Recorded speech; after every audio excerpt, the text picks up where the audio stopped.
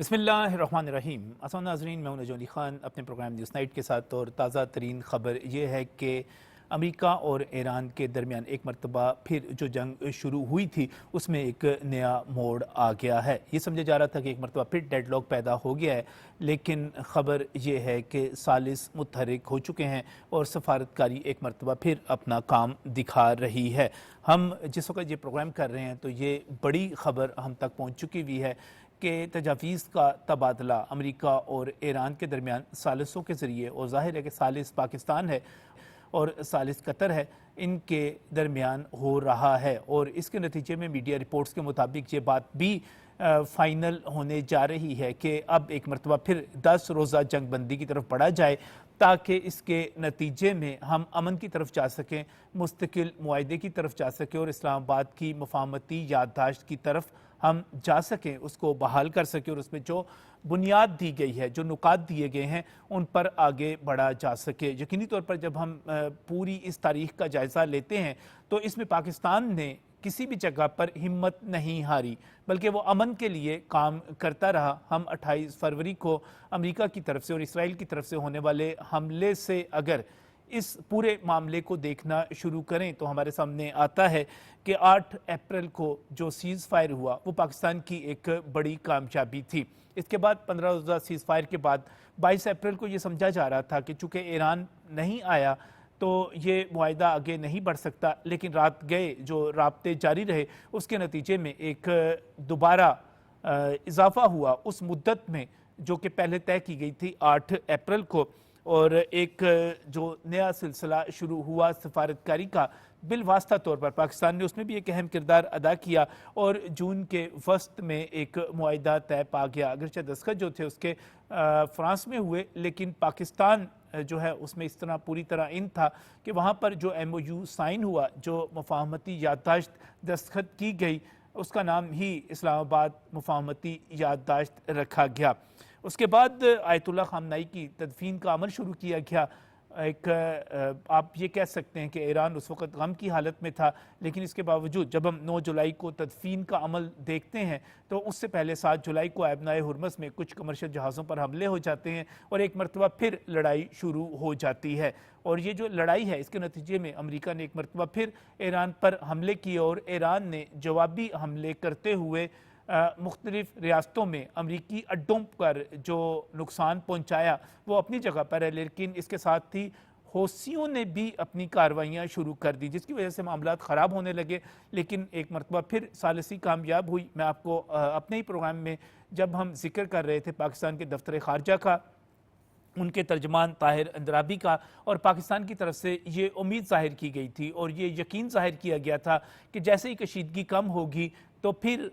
ہم دوبارہ امن کی طرف جو بڑھیں گے تو اس کی بنیاد اسلام آباد مفاہمتی یادداشت ہی ہوگی، اور اسی کی بنیاد پر ایک مستقل معاہدے کی بنیاد رکھی جا سکے گی۔ آج کی بریکنگ نیوز کہ ایک مرتبہ پھر ثالثی کامیاب ہو رہی ہے، ایک مرتبہ پھر جنگ کے شعلے جو بھڑک رہے تھے ان کے مدھم ہونے کی امید پیدا ہو رہی ہے، ایک مرتبہ پھر پاکستان اپنے ایک تاریخی کردار کے ساتھ، بھرپور کردار کے ساتھ اور جاندار کردار کے ساتھ اس پورے منظر نامے میں موجود ہے۔ آپ کو اس وقت اسکرین پر جو مناظر نظر آ رہے ہیں،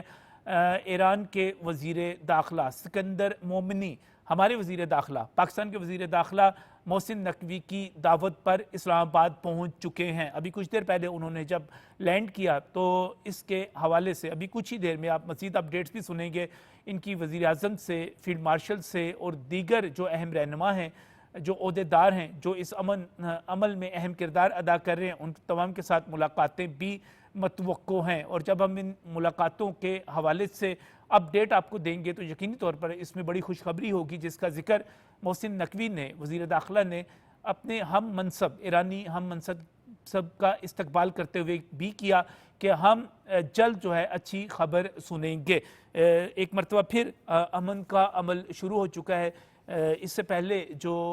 جنگ شروع ہوئی تھی اس نے دنیا کی معیشت کو ایک مرتبہ پھر نقصان پہنچایا، تیل کی قیمتیں پچھلے ایک ماہ کی بلند ترین سطح پر پہنچ گئیں، اور یقین طور پر پاکستان جو ہے اس سے متاثر ہوتا ہے، پاکستان کے عوام اس سے متاثر ہوتے ہیں، تو کوشش یہ کی جا رہی ہے کہ ہم ایک مرتبہ پھر امن کی طرف آگے بڑھ سکیں، اور اس وقت جو پیش رفت ہو رہی ہے، خاص طور پہ میں ایران کے ساتھ ساتھ جو اسماعیل بقائی ہیں انہوں نے جہاں اس کی تصدیق کی ہے کہ ہمارے آپس میں رابطے ہو رہے ہیں، تجاویز کا تبادلہ ہو رہا ہے، دوسری طرف ہمیں امریکہ کے وزیر خارجہ مارکو روبیو بھی پوری طرح پر امید نظر آتے ہیں کہ بات چیت کو ترجیح دی جائے گی۔ ان کا جو بیان ہے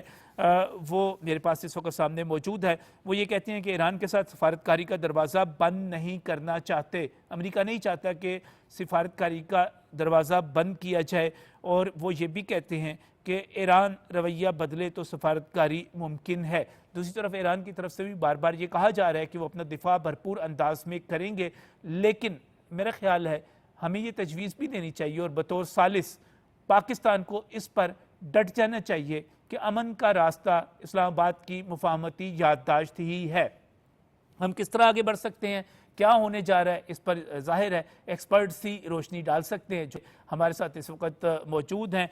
پاکستان ٹیلی ویژن پر میں خوش آمدید کہوں گا جمیل احمد خان صاحب کو، سابق سفیر ہیں، سفارتی معاملات کو بہتر طور پہ سمجھتے ہیں، بہت زیادہ آپٹومسٹک بھی ہوتے ہیں اور بہت زیادہ پریگمیٹک بھی ہوتے ہیں، ہمیں ان سے رہنمائی ملتی ہے ہمیشہ، میں ان کا شکریہ ادا کرتا ہوں۔ اس کے ساتھ ہی میں بہت ہی مشکور ہوں بریگیڈیئر ریٹائرڈ بابر علاؤ الدین صاحب کا، کیونکہ جنگی حکمت عملی کے حوالے سے اور جب ہم یہ دیکھتے ہیں کہ دو دشمن ایک دوسرے کے مقابلے میں موجود ہے،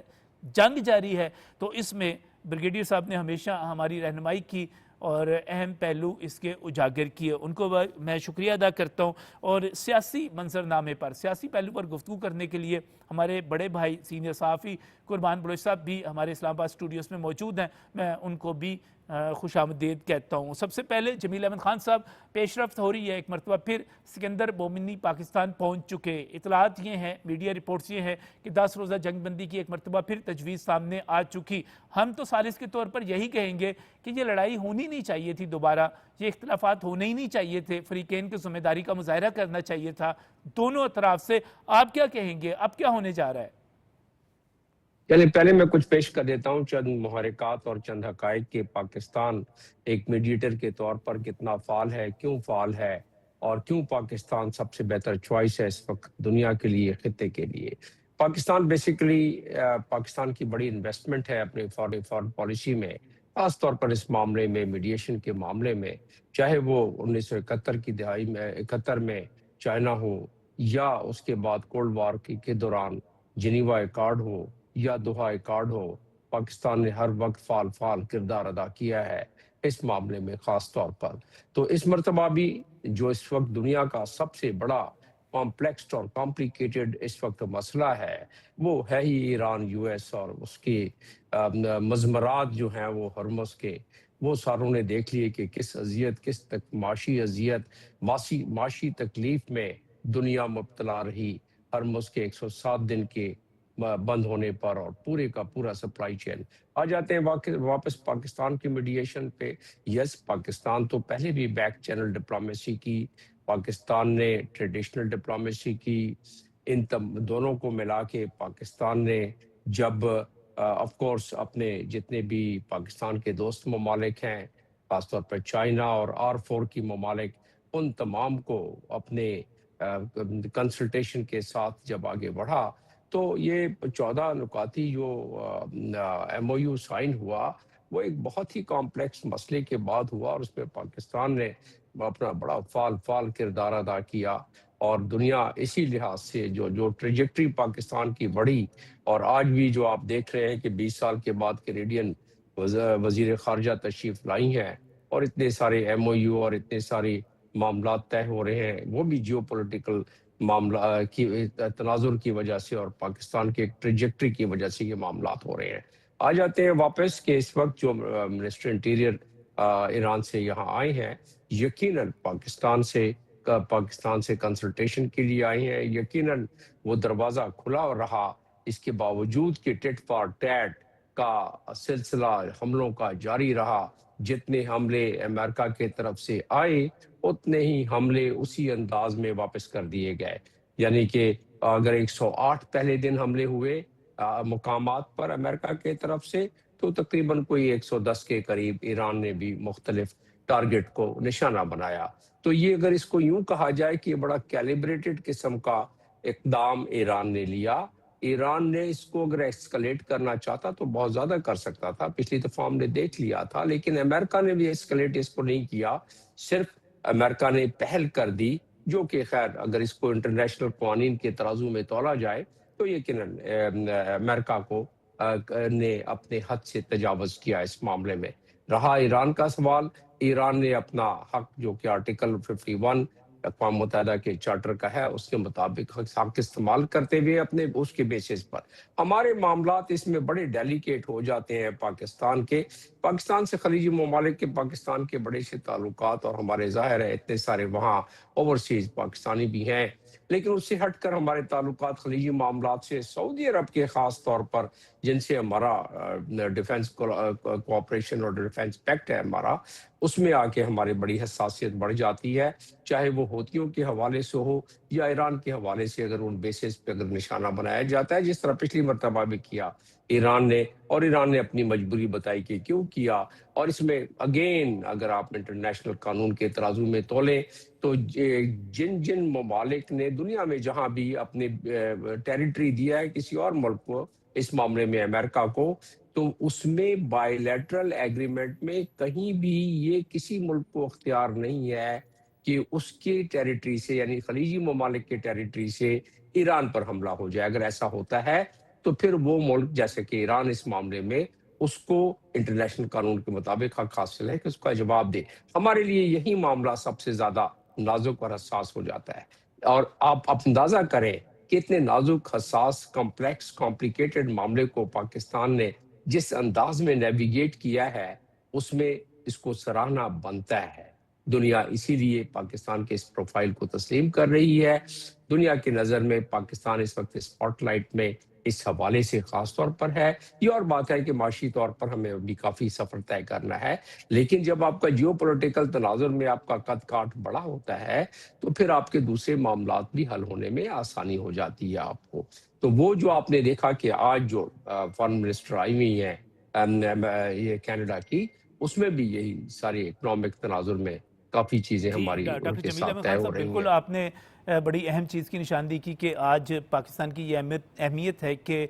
کینیڈا کی جو وزیر خارجہ ہیں وہ بھی پاکستان میں آئی ہوئی ہیں۔ اس کے ساتھ ہی اسی شام کو ابھی کچھ دیر پہلے جب پاکستان ٹیلی ویژن کی سکرین پر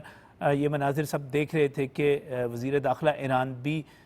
پاکستان پہنچے ہیں، تو پاکستان کا یقینی طور پر قد کاٹ بہت بڑھتا ہے۔ ہم ایک مرتبہ پھر اس جنگی صورتحال کی طرف آتے ہیں، اور بابر علاؤدین صاحب جس طرح یہ 7 جولائی کو ایک مرتبہ پھر کمرشل جہازوں پر حملوں کا الزام لگا اور اس کے بعد ایک جنگ دوبارہ شروع ہو گئی، آپ کیا دیکھ رہے تھے؟ یہ جو اس وقت جنگ جاری ہے اور ابھی تک ہم چونکہ یہ نہیں کہہ سکتے کہ دوبارہ معاہدہ ہو گیا، لیکن پاکستان ایک مرتبہ پھر کامیاب ہوتا ہوا نظر آ رہا ہے، بیک ڈور ڈپلومیسی کے ذریعے کامیابی حاصل کرتا ہوا، امن کی طرف جاتا ہوا۔ اب تک کا جو منظر نامہ ہے آپ کی نظر میں اس میں کس پر کتنی ذمہ داری عائد ہوتی ہے؟ بہت شکریہ نجم صاحب۔ ذمہ داری تو اصل میں دونوں پر ہی عائد ہوتی ہے، اس میں کوئی کسی پہ زیادہ یا کسی پہ کم نہیں۔ دو فریق ہیں، دونوں کے درمیان ایک جنگ کسی صورتحال ہے، اور یہ جو 7 جولائی کو جو اٹیک ہوا تھا ایرانین کی طرف سے کچھ ویسلز کے اوپر، میرا خیال وہ نہیں ہونا چاہیے تھا۔ اس کی کوئی بھی ریزنز ہوں، وہ نہیں ہونا چاہیے تھا۔ ریسٹرینٹ ایک سب سے اہم پہلو ہوتا ہے اس طرح کے معاملات میں، کیونکہ بڑے ڈیلیکیٹ معاملات ہیں، اتنا پرارا تنازع ہے اور اتنی زیادہ کوشش کی جائے۔ جمیل صاحب فرما رہے ہیں پاکستان نے out of the way effort کی، انپریسیڈنٹڈ ہے، اور یہ اتنی میراتھن ایفرٹ تھی کہ آپ ایک ایم یو کے اوپر پہنچ گئے اور دوبارہ سے پھر ہمیں بیک ٹو اسکوئر ون جا کے دوبارہ سے پھر ہمیں کوشش کرنی پڑ رہی ہے۔ فرسٹریشن بھی ہوتی ہے، لیکن میرا خیال ہے میں بھی اس چیز سے اتفاق تو ڈیفینیٹلی کرتا ہوں کہ دونوں فری کی جنگ نہیں چاہتے۔ اور آپ دیکھیں کہ ایک تو آپ نے جب بات کی کہ دوبارہ سے پھر تجویز آئی ہے 10 ڈیز کی جنگ بندی کی، سیکنڈلی آج امریکن پریزیڈنٹ کی طرف سے بھی ایک سروے شیئر کیا گیا سوشل میڈیا پہ، جس میں 62% امریکن پاپولیشن جو ہے وہ کہتی ہے کہ جنگ بند ہونی چاہیے۔ تو میرا خیال جو ان کے اوپر ایک پریشر تھا 14 پوائنٹ ایم او یوز کے بعد، جس میں امریکہ میں ایک کافی شور مچ گیا کہ اس میں تو امریکہ نے سب کچھ دے دیا ایران کو، اور آپ نے گین کیا کیا، اور کچھ لوگ کہہ رہے تھے شاید ڈونلڈ ٹرمپ اس پریشر کی وجہ سے دوبارہ کسی نہ کوئی بہانہ ڈھونڈ رہے ہیں جنگ کو دوبارہ شروع کرنے کا۔ تو وہ جب خود یہ کہہ رہے ہیں کہ 62% لوگ جو ہیں کہتے ہیں جنگ نہیں ہونی چاہیے. اٹ مینس کہ وہ خود بھی نہیں چاہتے کہ جنگ زیادہ آگے بڑھے, اور ان کو بھی ایک وے آؤٹ کوئی ملنے کی سی صورت نظر آتی ہے. امریکن ساتھ ہی فارن منسٹر کی آپ نے بھی سٹیٹمنٹ بتائی, تو اس طرف سے بھی یہ ایک انڈیکیشن تو ہے. ایران کا جہاں تک تعلق ہے, اور ان کے وزیر داخلہ اگر آئے ہوئے ہیں, تو ایرانینز کے ساتھ ہائیسٹ لیول کے اوپر ہمارا ویسے ہی کمیونیکیشن ہے جب سے 7 جولائی کے بعد دوبارہ سے سچویشن بنی ہے.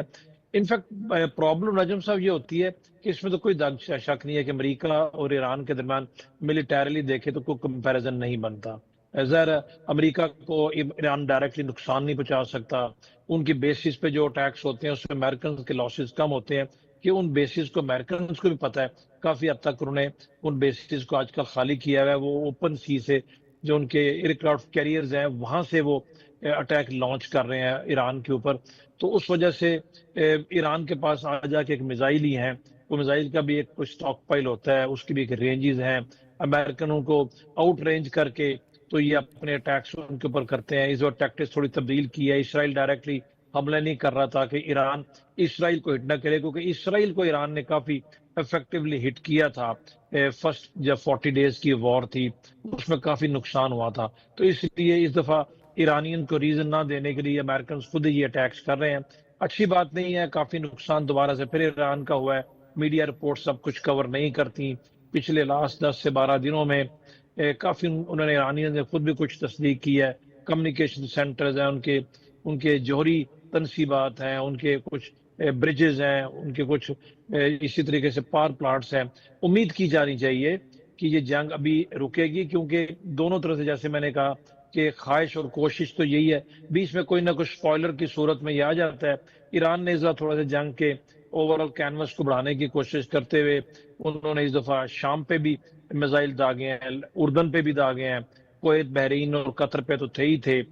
جمیل صاحب نے جیسے فرمایا ہماری پوزیشن بہت ڈیفیکلٹ ہو جاتی ہے. سعودی عربیہ کے ساتھ ڈیفینس پیکٹ ہے, لیکن میں یہ ضرور کہوں گا کہ قطر نے بھی ریسٹرین کا مظاہرہ کیا ہے, اور قطر ایک سالش بھی ہے, اس کے اوپر حملہ بھی ہو گیا ہے. ریزنز کوئی بھی ہوں, جب سیلف ڈیفینس میں آپ ایسا کرتے ہیں, لیکن جب جس سے جنگ کو بڑھنے کا خطرہ ہو وہ پھر اس طرح کے اقدامات جیسے حوثی نے اگر سعودی عربیہ کے اوپر وہ اٹیک کیا, انکالڈ فار ہے, اس کی کوئی ضرورت نہیں تھی. سعودی عربیہ انہیں ابھی تک کوئی ریئیکٹ نہیں کیا. تو یہ ساری کی ساری باتیں ہمیں الٹیمیٹلی اس طرف لے کے چلے جاتی ہیں کہ جنگ کبھی بھی کسی مسئلے کا حل نہیں ہوا. آپ کو اپنی لمیٹیشنز کے اندر رہتے ہوئے کام کرنا چاہیے. ڈپلومیٹیکلی جو آپ کی لمیٹیشنز ہیں ان لمیٹیشنز کو آئیڈینٹیفائی کر کے آپ کو کام کرنا چاہیے. ملیٹریلی بھی جو آپ کی لمیٹیشنز ہوتی ہیں, جو بھی فریق اپنی لمیٹیشنز کو نہیں پہچانتا اور لمیٹیشنز کو مد نظر رکھ کے یہ ایکٹ نہیں کرتا, اس کو ڈیفینیٹلی نقصان ہوتا ہے. تو یہ میں کہنا چاہوں گا, اور میں یہ ضرور کہوں گا کہ ایران کے اندر جو ہارڈ لائنرز ہیں جیسے پاسدار انقلاب ہیں, ان کو تھوڑا سا لچک ضرور دکھانی چاہیے, کیونکہ ہارڈ لائن لینے سے کبھی مسائل حل نہیں ہوتے. کتنی تباہی آپ ایران کی اور کروائیں گے, یا مطلب اوور ان لوگوں کا بھی تو نجم صاحب کو رائٹ ہے 50 سال سے وہ بھی کوئی ترقی کر منہ دیکھ لے. تو جب ایک چیزیں چل رہی ہیں, دنیا پوری کی پوری اس چیز کے اوپر مانتی ہے کہ 14 پوائنٹس MOU میں ایران نے گین کیا, اور سب کو یہ پتہ ہے. تو جب آپ اتنا کچھ گین کر لیا تو give a peace a fair chance. اور اس میں ٹیکنیکل لیول ٹاکس میں آپ نے ہرمز کو بھی ڈسکس ہونے دیں, ورکنگ میکنزم کو بھی ڈسکس ہونے دیں. کچھ نہیں ہوتا, اسی سے حل نکلنا ہے. آج بھی اسی سے حل نکلنا ہے, کل بھی اسی سے حل نکلنا ہے. تو why not to start it now sincerely. تو میرا خیال ہے کہ مجھے تو کم از کم امید ہے, میں بھی آپٹیمسٹک آدمی ہوں کہ انشاءاللہ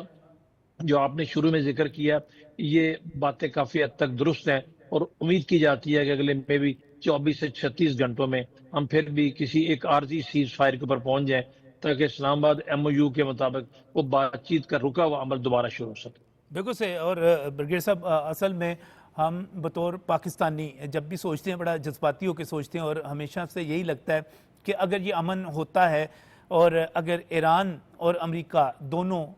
ایک معاہدے پر پہنچتے ہیں تو بنیادی طور پر یہ اسرائیل کی شکست ہوگی. اسرائیل اس وقت چاہ رہا ہے کہ ایک مرتبہ پھر جنگ شروع ہو جائے. وہ چاہتا ہے کہ ایران مکمل طور پر تباہ و برباد کر دیا جائے. پاکستان چاہتا ہے یہ جنگ روک دی جائے, جیسے کہ مسعود پزشکیان سے بھی ایک ایران کے صدر سے بھی ایک بیان منسوب ہے کہ وہ ان معاشی مشکلات کا ذکر کر رہے ہیں جو ان کے ملک میں ہیں, اور ان سے نکلنے کے لیے ضروری ہے کہ تجارتی پابندیاں جتنی ہیں وہ ختم ہو جائیں. یہ 14 نکاتی معاہدہ جو ہے اس میں بڑی بنیاد رکھ دی گئی تھی. قربان بلوچ صاحب, یہ بہت بڑی کامیابی تھی, اور جس کامیابیوں کا اور گین کا جو ذکر کر رہے ہیں بریگیڈیئر بابر علاؤالدین صاحب, وہ یقینی طور پر پاکستان کی مدد کے بغیر ممکن نہیں تھا. پاکستان نے پوری طرح ساتھ دیا ایران کا, امریکہ کا اعتماد بھی برقرار رکھا. لیکن آپ کیا دیکھتے ہیں, دوبارہ یہ جو صورتحال پیدا ہو گئی, کس کو ذمہ داری, کس کو کہیں, ذمہ دار کون ہے؟ بہت شکریہ نجم.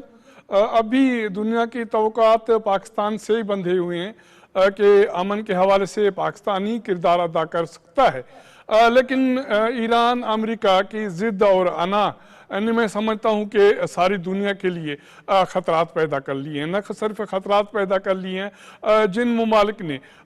4 ماہ اپنے کام وغیرہ اور ساری سرگرمیاں سائیڈ لائن کر کے ایران امریکہ کے درمیان امن کے لیے جو کوششیں کی, کاوشیں کی اور جنگ کی صورتحال میں ممالک کے دورے کیے, تو وہ ساری جو ان کی کوششیں, کاوشیں, خلوص نیت سے ان کی جو بھاگ دوڑ تھی, ان کو اب میں سمجھتا ہوں کہ جو انڈرمائن کیا جا رہا ہے وہ کسی کے لیے فائدے مند نہیں ہے. جس طرح یہ اب موجودہ مرحلہ ہے, میں سمجھتا ہوں کہ یہ انتہائی خطرناک مرحلہ ہے, جس کی وجہ سے نہ صرف مڈل ایسٹ دنیا میں امن کو خطرات ہیں. اب صورتحال یہاں تک پہنچی ہے کہ ایران الزام لگا رہا ہے کہ امریکہ کی طرف سے ان کے جوہری تنصیبات پہ حملے کیے گئے, اور اقوام متحدہ کی جو جوہری ایجنسی ہے انہوں نے بھی اس پہ تشویش کا اظہار کیا اور دونوں ممالک کو خبردار کیا کہ وہ تحمل کا مظاہرہ کریں, صبر کا مظاہرہ کریں. لیکن ایسا ہوتا ہوا دکھائی نہیں دے رہا, کیونکہ دونوں ممالک یہ سمجھتے ہیں کہ اب ان کے لیے آخری مراحل ہیں, اور وہ اپنا ہرمز کو ایز ہتھیار کے طور پر جو استعمال کر رہے ہیں, اور اس میں انا بھی شامل ہے, اس میں دونوں ممالک کی سیاست بھی شامل ہے کہ ان کو پتہ ہے کہ اگر ان میں سے کوئی بھی ملک پیچھے ہٹا تو ان کی سیاست کے حوالے سے ان کے قومی جو ایشوز ہیں یا قومی جو نیریٹو ہے اس کے حوالے سے ان کو خطرات یا مسائل درپیش آئیں گے. لیکن ان کو یہ ضرور سوچنا چاہیے کہ جن ممالک نے نیک نیتی سے امن کے لیے کوششیں کی, وہ مڈل ایسٹ کے سارے ممالک معاشی طور پر ان کی تجارت کو نقصان ہے, ان کے آئل سپلائی, ان کی گیس سپلائی اور ان کے اب امن امان کے حوالے سے آپس میں ان کے جو کشیدگی ہے وہ بڑھ رہی ہے. پہلے مرحلے میں انہوں نے صبر کا مظاہرہ کیا, تحمل کا مظاہرہ کیا, اب حوثی جو بیچ میں آ گئے وہ ایک نیا خطرہ پیدا کر رہے ہیں, جو سعودی عرب کے لیے اگر خطرہ ہوگا تو پھر پاکستان کے لیے بھی مسائل بنیں گے, اس کو بھی سعودی کے ساتھ وہاں کھڑا ہونا پڑے گا. تو یہ ایسی چیزیں ہیں جو جس طرح وسیع ہوئی ہیں اس طرح یہ خطرات بھی بڑھ رہے ہیں. تو دونوں ممالک, میں سمجھتا ہوں کہ اب یہ مرحلہ وہ آ گیا ہے کہ امریکہ کو بھی تحمل اور صبر کا مظاہرہ کرنا پڑے گا, ان کو ان ممالک کی قربانیوں کو دیکھنا پڑے گا جنہوں نے امن کے لیے اور اپنی قربانیاں دی, اپنا وقت دیا, اپنے مسائل انہوں نے بروقہر لائے ہیں. اور یہی صورتحال میں سمجھتا ہوں کہ اب ایران کو بھی دیکھنا ہوگا کہ ایران اگر سمجھتا ہے کہ صرف جنگی بنیادوں پر وہ کامیابی حاصل کرے گا تو میں سمجھتا ہوں کہ دنیا میں کوئی ایسی مثال نہیں ہے, نہ امریکہ نے کبھی جنگ کے تھرو کوئی کامیابی حاصل کی ہے, نہ ایران ہی کر سکتا ہے. دونوں فریقین کو, دونوں ممالک کو ایک مرتبہ پھر مذاکرات کے ٹیبل پہ جانا پڑے گا, بیٹھنا پڑے گا, اور میں سمجھتا ہوں کہ یہی کوششیں ہیں, یہی امید ہے جس کے بنیاد پر ایران کے جو وزیر داخلہ ہیں سکندر مومنی وہ اسلام آباد پہنچے ہیں, اعلیٰ سطحی وفد کے ساتھ پہنچے ہیں, اور پاکستان کے وزیر داخلہ محسن نقوی نے استقبال کیا. دونوں وزراء کی ملاقات ہوئی اور ان میں اسی عزم کا مظاہرہ کیا گیا, توقع کی گئی کہ یہ جو دورہ ہے آنے والے دنوں امن کے لیے بہت زیادہ ہے, امیدیں ایک مرتبہ پھر پیدا ہو رہی ہیں. لیکن جب ہم اس مرحلے پر بیٹھے ہوئے ہیں, کھڑے ہوئے ہیں, تو ڈاکٹر جمیل احمد خان صاحب, کیا ہمیں سعودی عرب کے تدبر کو، تحمل کو، برداشت کو اپریشیٹ نہیں کرنا چاہیے کہ اس پر حملے بھی ہوئے، حوثیوں کی طرف سے بھی، جو ظاہر ہے وہ ایران کی طرف سے ان کا تعلق سمجھا جاتا ہے، تو جس طرح انہوں نے رسپونڈ کیا اور خاص طور پہ قطر نے جس طرح رسپونڈ کیا ایک ثالث ہونے کی حیثیت سے، اس پر حملہ بھی ہوتا ہے، وہ ثالث بھی ہوتا ہے اور اس کے باوجود وہ کہتا ہے کہ میں ثالثی سے دستبردار نہیں ہوتا، پیچھے نہیں ہٹتا. تو میرا خیال ہے کہ ہمیں بھی جو ہے دوسرے ممالک جو اس میں موجود ہیں، ایک پلیئر کے طور پہ بھی موجود ہیں، اسٹیک ہولڈر کے طور پر بھی موجود ہیں، ہمیں اپنے ان دوستوں کا بھی شکریہ ادا کرنا ہے جو ہمارے کہنے پر صبر کا اور تحمل کا مظاہرہ کر رہے ہیں. جی ہاں، دیکھیں ہم نے بہت ایک بڑے ڈپلومیٹک انداز میں، اور جو ہمارے برادرانہ تعلق ہیں وہ تو ہیں ہی ہیں اپنی جگہ پر، لیکن اس کے ساتھ ساتھ کنٹریز کے درمیان برادرانہ تعلقات سے ہٹ کر میوچل انٹرسٹ اور میوچل رسپیکٹ کی بات زیادہ ہوتی ہے. تو جب خلیجی ممالک کو ہماری طرف سے اس بات کو باور کرایا گیا کہ what is the cost of restrain and what is the cost of offensive، یعنی ریسٹرین اور ریٹریبیوشن، یا تو خلیجی ممالک مل کے، جس کی کہ اسرائیل نے بڑی کوشش کی اور جس کی اور طاقتوں نے بھی کوشش کی کہ تمام خلیجی ممالک یکجا ہو کے اپنے ساز و سامان جو ٹریلینز آف ڈالرز کے ان کے پاس ہیں، عسکری ساز و سامان، اس کو لے کے تو ایران پر حملہ کریں. لیکن ایسا نہیں ہوا، ماں سوائے ایک ملک نے تھوڑا سا اپنے جزیروں کی وجہ سے کچھ کیا، لیکن یہ ہے کہ باقی ممالک نے دانش مندی کا ثبوت دیا، اور اس میں یقیناً پاکستان نے اس بات کا یہ بار بار اس بات کو باور کراتا رہا پاکستان کہ اس میں، کیونکہ پورا خلیجی ممالک سارے کے سارے شیشے کے گھر میں رہتے ہیں، تو ان کا تو جو نقصان اب بھی ہوا ہے اس میں ان کو سالوں سال لگیں گے کہ وہ کانفیڈنس دوبارہ بلٹ ہو انویسٹمنٹ کا اور باقی وہ معاملات ہوں، تو وہ نہیں چاہتے تھے. یقیناً تدبر کا مظاہرہ کیا ہے سعودی عرب نے بھی، باقی خلیجی ممالک نے. میں یہاں پر سعودی عرب کو ایک مرتبہ پھر اپریشیٹ کروں گا کہ اس نے نہ حملے کیے نہ اپنی سرزمین استعمال کرنے دی. سعودی عرب کو ہمیں اپریشیٹ کرنا چاہیے. جی ہاں بالکل، اس میں کوئی شک نہیں. سعودی عرب نے ایسا کرنے میں سعودی عرب کامیاب ہو گیا، باقی ممالک جو خلیجی ہیں ایسے کامیاب نہیں ہوئے. اب میں خیال ہے کہ ایک تھوڑی سی اس میں جو ابھی گفتگو ہو رہی ہے اس میں ایک امتزاج میں پیدا کرنا چاہوں گا کہ یہ بتانا چاہتا ہوں کہ اس وقت صورتحال یہ ہے کہ اگر اس آگ کو جس طرح پاکستان ٹھنڈا کرنے کی کوشش کر رہا ہے، اور جس کی امید بھی بہت زیادہ ہے، اس لیے کہ دونوں فریق، دونوں ممالک اس بات کے متحمل نہیں ہو سکتے کہ ایک پرولونگ طور پر یہ جنگ چلی جائے. جو اس وقت صورتحال ایران کی ہے 88.6% ان کا انفلیشن ہے، جو کہ جنگ کے دوران میں مزید جو اس سے پہلے تھا وہ 40% تھا، اب اتنا بڑھ گیا ہے. تو یہ وہاں کی آبادی پر ایک بوجھ تو پڑے گا. کب تک سسٹین کریں گے اس دنیا میں جب ایک دوسرے سے اکانومی پروئی گئی ہے، تو اس میں ان کے لیے بھی دشواری ہوگی. امریکہ کا تو پورا پولیٹیکل کیپٹل ہے، آگے الیکشن آ رہا ہے، وہاں بھی مہنگائی ہو رہی ہے، وہاں بھی ریٹنگ کی جو بات ہو رہی ہے وہ درست ہے. وہاں ایک اور معاملہ ہے جو کہ نیتنیاہو کہتے ہیں کہ یہ وہاں کے یوتھ کو میرے خلاف کر دیا گیا ہے، اسرائیل کے خلاف کر دیا گیا ہے، اور وہ اب اسرائیل کے خلاف جو ہے پروپیگنڈا کر رہے ہیں. دراصل وہ پریشر کریٹ کر رہے ہیں. اسرائیلی لابی پریشر میں آ گئی ہے امریکہ میں، جو کہ ایک مثبت بات ہوئی ہے. اور ایک اسرائیلی لابی پریشر میں آنے کے بعد ڈونلڈ ٹرمپ پر پریشر آ گیا ہے. اور ڈونلڈ ٹرمپ پہ اس لیے بھی آیا ہے کہ جب ان کو نظر آتا ہے کہ پولیٹیکل کیپٹل یعنی کہ الیکشن ہار سکتے ہیں، تو ایسی صورت میں 25th امینڈمنٹ امپیچمنٹ کی انووک ہو سکتی ہے. اور وہ اس وقت ڈیموکریٹس کہتے ہیں کہ ہم اگر سبقت حاصل کر لیتے ہیں تو ہم اپر ہاؤس لوور ہاؤس دونوں میں، تو پھر ہم اس میں کیس بھی پروسیکیوٹ بھی کریں گے. تو کوئی بھی صدر یا کوئی بھی پارٹی، میں آپ کی رائے کا احترام کرتا ہوں، لیکن میرے خیال ہے ہمیں امن کی طرف آگے بڑھنا ہے. اور اس وقت جو ساری بریگیڈیئر صاحب صورتحال پیدا ہوئی ہوئی ہے، اس میں ایک خوفناک منظرنامہ پیدا ہو سکتا تھا اگر یہ دوسرے مرحلے میں جس طرح حملے کیے گئے خلیجی ممالک کی طرف سے بھی حملے ہو جاتے. تو پاکستان نے ایک مرتبہ پھر رول پلے کیا. آپ کیا سمجھتے ہیں کہ اگر ریئیکٹ کر جاتے، یا جس طرح کچھ خلیجی ریاستیں، میں نام نہیں لینا چاہ رہا، ہمارے دوست ہیں، وہ بھی بھائی ہیں، وہ تو باقاعدہ طور پر حملہ کرنا چاہ رہے تھے، تو ان کو بھی جس طرح روکا گیا اور جس طرح یہ سفارتکاری کی گئی، اگر یہ حملے ہو جاتے تو کیا منظرنامہ ہوتا؟ نجم صاحب، منظرنامہ تو وہی ہوتا جو کہ اسرائیل کی خواہش ہے. جب آپس میں دست و گریباں ہوں گے تو پھر تو پوری خلیج میں جنگ پھیل جاتی، اور جب خلیج میں جنگ پھیلتی تو اسرائیل تو یہی چاہتا ہے،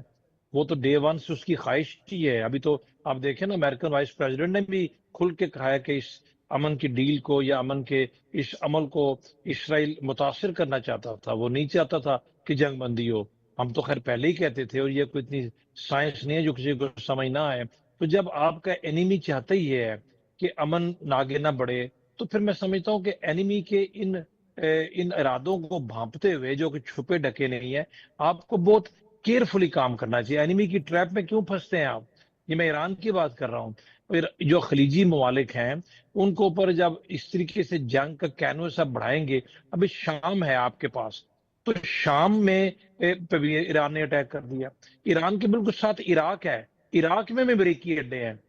اور وہ امریکی اڈے شاید ایران کے اوپر حملے میں استعمال نہیں ہو رہے، لیکن وہ امریکی اڈے جاسوسی کے لیے استعمال ہوتے ہیں، وہ میزائلز کو انٹرسیپٹ کرنے کے لیے استعمال ہوتے ہیں، ادھر حملہ نہیں ہوتا۔ تو یہ سیاست بھی ساتھ ساتھ چلتی ہے، بہت ساری چیزیں اتنی اسٹیٹ نہیں ہے جتنی اسٹیٹ نظر آتی ہیں۔ تو ہم تو سب سے بڑے حمایتی ہیں نا ایران کے، اور ہونا بھی چاہیے۔ برادر اسلامی ملک ہے، ہم نے اس کا مقدمہ پوری دنیا میں لڑا ہے، اور ابھی بھی لڑ رہے ہیں، آئندہ بھی لڑتے رہیں گے، یہاں تک کہ کچھ لوگوں نے ہمیں ہمارے دشمنوں میں یہ کہنا شروع کر دیا کہ پاکستان جو ہے وہ شاید ڈبل گیم کر رہا ہے، اندر سے ایران کی حمایت کرتا ہے۔ تو اگر یہ ان کنٹریز کی طرف سے ریاکشن آتا، آلدو ملیٹریلی یہ ممالک اتنے اسٹرانگ نہیں ہیں کہ اس طریقے سے ریاکٹ کر رہے ہیں، ایکسیپٹ سعودی عربیہ۔ سعودی عربیہ کے پاس ڈیفینیٹلی اتنی ملٹری پاور ہے، اور جب پاکستان کے ساتھ بھی ان کا ایک ڈیفینس پیکٹ ہے، لیکن پھر بھی تھوڑی طاقت ہو یا زیادہ طاقت ہو، اگر یہ ممالک بھی ریاکٹ کرتے تو پھر تو بہت خطرناک صورتحال پیدا ہوتی، پھر تو کیٹاسٹرافی ہو جاتی نا جی۔ یہاں پر تو بہت بڑی تعداد میں پاکستانی بھی کام کرتے۔ مشرق وسطیٰ کو ایک بڑے مشکل مرحلے سے بچانے میں ایک مرتبہ پھر کامیاب ہو گیا، اور اسکندر مومنی صاحب اس وقت ہمارے مہمان ہیں۔ قربان بلوچ صاحب، کسی بریک تھرو کی، کسی بڑے اعلان کی توقع امید رکھیں ہم اسلام آباد سے؟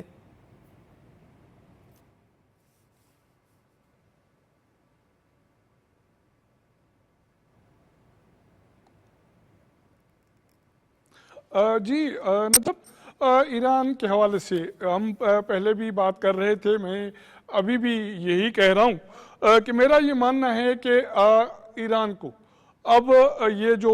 صورتحال ہے کہ امریکہ کو سبق سکھائیں گے، میں سمجھتا ہوں کہ یہ کوئی لمبی بات نہیں چلنے والی۔ تو اس حوالے سے جو بھی معاہدات، جو پوائنٹس طے ہوئے تھے 14 نکاتی پاکستان کی میڈیٹرز میں، ابھی بھی پاکستانی ہی یہ چیزیں آگے بڑھوائے گا، کیونکہ اب آج کینیڈا کی جو وزیر خارجہ آئی تو وہ یہ لوگ ابھی بھی ساری دنیا کے اہم ممالک پاکستان سے توقعات باندھے بیٹھے ہیں کہ پاکستان کے تھرو یہ ہونا ہے۔ تو اگر دنیا کے ساتھ اپنے آپ کو جوڑنا ہے، خاص کر کے مڈل ایسٹ کے عرب کنٹریز کے ساتھ، اسلامی ممالک کے ساتھ، آپ کو یاد ہوگا کہ پہلے مرحلے میں جب ایران نے اس چیزوں کو اوائڈ کیا، حملوں کو، اور وہاں ان کے ساتھ ان کے آمد رفت ہوئی، رابطے ہوئے، تو سارے ممالک کے جو تعلقات تھے نہ صرف بہتر ہوئے، یہ ایک امید بندھنی جا رہی تھی کہ آنے والے فیوچر میں یہ ممالک آپس میں دوستیاں کریں گے، تجارت ہوگی، اور یہ خطہ امن کا گہوارہ بنے گا، اور مسلمان ممالک، اسلامی ممالک جو عرصہ دراز سے ایک دوسرے کے دشمن بنے ہوئے تھے، دوست بنیں گے۔ تو میں یہ اسلام آباد کی طرف قربان بلوچ صاحب دیکھ رہا ہوں، اور مجھے ایک مرتبہ پھر امید پیدا ہو۔ ہمارے بھائی ہیں ایرانی، اور ان کے وزیر داخلہ یہاں پر موجود ہیں، امریکہ ہمارا دوست ہے، ان کے ساتھ بھی ہمارا رابطہ موجود ہے۔ میرا خیال ہے پاکستان کے جتنے بھی ذمہ داران ہیں، انہوں نے بہت ہی سمجھداری کے ساتھ، بڑی اعلیٰ صلاحیتوں کے ساتھ سفارتکاری کے اس مرحلے کو عبور کیا ہے۔ ایک مرتبہ پھر میرا خیال ہے کہ ہمیں ساحل لدھیانی کا یہ شعر جو ہے اپنے بھائیوں کو اور اپنے دوستوں کو سنا دینا چاہیے کہ جنگ تو خود ایک مسئلہ ہے، یہ کیا مسائل کا حل دے گی۔ تو اسی پر ہم آگے گامزن ہیں، امید رکھنی چاہیے بہتری ہوگی انشاءاللہ تعالیٰ، یہ بیڈ فیز جو آیا اس سے ہم نکلیں گے۔ میں تھوڑا سا پاکستان کی صورتحال اور خاص طور پر جو اس وقت موسمیاتی صورتحال بنی ہوئی ہے اس پر بات کرنا چاہ رہا ہوں۔ وادی نیلم میں کلاؤڈ برسٹ ہوتا ہے، اس کے ساتھ ہی مختلف جگہوں پر شدید بارشیں وہ بھی ہو رہی ہیں، اور اس کے ساتھ ساتھ ہمیں یہ بھی دیکھنا ہے کہ جس طرح گلیشیئرز پگھل رہے ہیں اس کی وجہ سے ہمارے پاس، ہمارے ملک میں، اس میں خاص طور پہ جو ایک موسمیاتی شدت کی وجہ سے بحران پیدا ہو رہے ہیں. اس میں غذائی بحران بھی موجود ہے, اس میں ہماری آبادیوں کے مسائل بھی موجود ہیں, ہمارے بچوں کو لاحق خطرات بھی موجود ہیں. یہ موسم کی شدت جو ہے یہ کس طرف لے کر جا رہی ہے, اور خاص طور پر اس مرتبہ جب ہم دیکھتے ہیں تو وہ کتنا سیلاب کا امکان ہے, کیونکہ ابھی مختلف جگہوں پر تو ہمیں طغیانی بھی ملتی ہے, کلاؤڈ برسٹ بھی ملتے ہیں, مسائل بھی ملتے ہیں, باقاعدہ سیلاب. انڈیا کی طرف سے کیا ہو سکتا ہے؟ ڈاکٹر غلام رسول, سابق ڈائریکٹر جنرل ہیں محکمہ موسمیات کے, وہ ہمارے ساتھ موجود ہیں. میں ان کی طرف جانا چاہوں گا. السلام علیکم, کیا صورتحال نظر آ رہی ہے آپ کو آنے والے دنوں میں؟ وعلیکم السلام جناب. اس سال مانسون کی بارشیں جو ہیں یہ بڑی شد و مد سے ہوں گی, اور اس میں جو علاقے جن علاقوں میں کم بارشیں ہوا کرتی تھیں وہاں پہ زیادہ بارشیں ہونے کا امکان ہے, اور جن علاقوں میں بارشیں زیادہ ہوا کرتی تھی وہاں پہ کم بارشیں ہونے کا امکان ہے. تو اس طرح کا جو تغیر آ رہا ہے مانسون میں, وہ خشک علاقوں میں خاص طور پہ جو دریا بہتے ہیں یا ندی نالے بہتے ہیں ان میں طغیانی پیدا کریں گے, اور فلیش فلڈنگ جو ہے وہ اپنے عروج پہ ہوگی, کیونکہ یہ ایل نینو ایئر ہے. اور اس سال ایل نینو جو ہے وہ پوری تاریخ کا شدید ترین ایل نینو ہونے جا رہا ہے.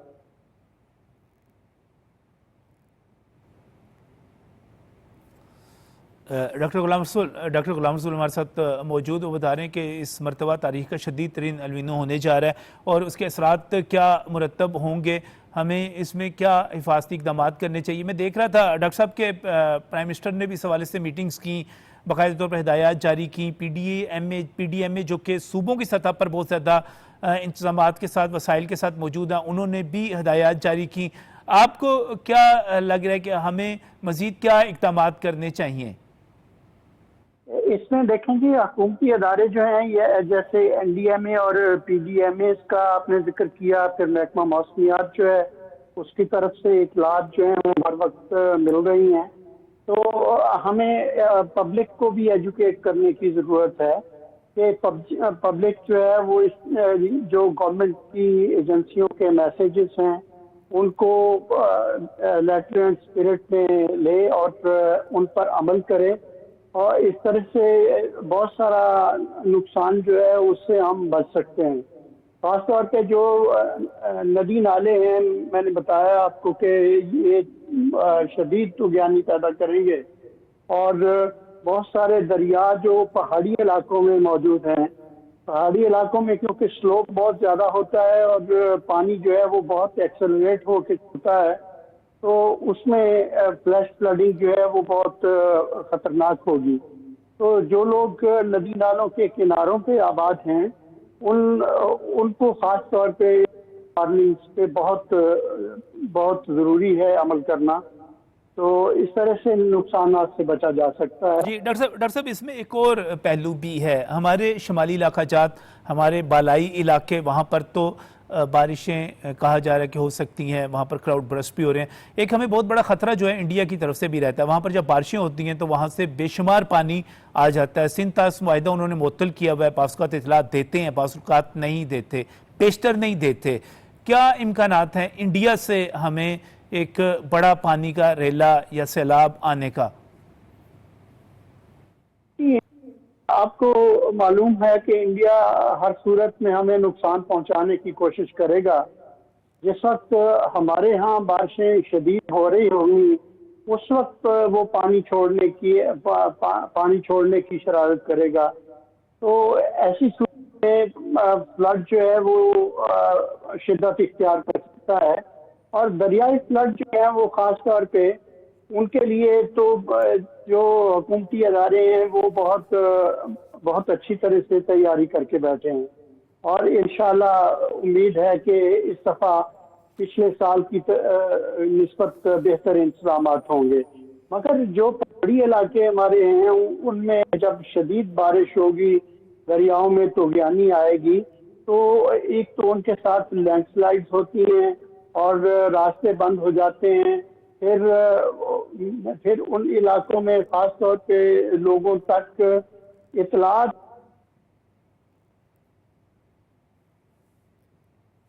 जी डॉक्टर साहब, डॉक्टर गुलाम रसूल हमारे साथ मौजूद, वो हमें बता रहे हैं कि लोगों को इस सिलसिले में ख़ास एहतियात करनी पड़ेगी, ख़ासतौर पे वो तमाम लोग नदी नालों के किनारों पर रहते हैं। इसके साथ ही जो NDMA की तरफ से या PDMAs की तरफ से हमें अलर्ट्स मिलते हैं, हमें उन पर भी ख़ुसूसी तौर पर अमल करना है और एहतियात करनी है, क्योंकि ये कुदरती आफत के तौर पर ये मौसम जो है आ सकता है और इसमें हमें एक ऐसे दुश्मन का भी सामना है जो हमें इंटीमेट नहीं करेगा। सिंध तास मुआहिदा वो मुअत्तल करके बैठा हुआ है और ये अपनी जगह पर उसकी साजिश, उसका हमला, सैलाबी हमला भी हो सकता है कि जब हमारे पास यहाँ पर शदीद बारिशें हो रही हों तो वो वहाँ से मज़ीद पानी छोड़ दे। ये उसकी साजिश भी हो सकती है, उसका हमला भी हो सकता है। हमें अपने दुश्मन पर उससे कोई अच्छाई की उम्मीद अभी तक हमने नहीं रखी हुई, वो एक अच्छा हमसाया नहीं है। ये हमारे लिए अफसोस की बात है। बहरहाल हम इसके लिए तैयार हैं, हमें अपने लोगों को आगाह रखना है। आपने भी अगर शुमाली इलाका जात की तरफ जाना है तो एहतियात कीजिए, मौसमी जो अलर्ट्स हैं मौसम के हवाले से उनका ख़ास ख्याल रखिए। अगर हो सके तो कुछ दिनों के लिए इसे पोस्टपोन कर दीजिए, उसके बाद ये मुल्क हमारा है, हमारे जन्नत नज़ीर जो नज़ारे हैं वो अपनी जगह पर मौजूद हैं। हम इंशाअल्लाह ताला अपने बच्चों के साथ ज़रूर जाएंगे, लेकिन जब शदीद बारिश हो रही है, जहाँ पर भी हो रही है, और जहाँ पर क्लाउड ब्रस्ट का ख़तरा है, जहाँ पर नदी नाले या ग्लेशियर्स के पिघलने का ख़तरा है, वहाँ पर जाने में एहतियात कीजिए। इंशाअल्लाह ताला पाकिस्तान में हम अपनी सियाहत को फ़रोग़ देते रहेंगे और हम अपने जो ये इलाके हैं इनका विज़िट भी करते रहेंगे। इस वक्त ज़रा एहतियात कीजिए और मौसम के जो अलर्ट्स हैं उन पर ख़ास नज़र रखिए। इसी मशवरे के साथ, इसी रिक्वेस्ट के साथ, अल्लाह हाफ़िज़।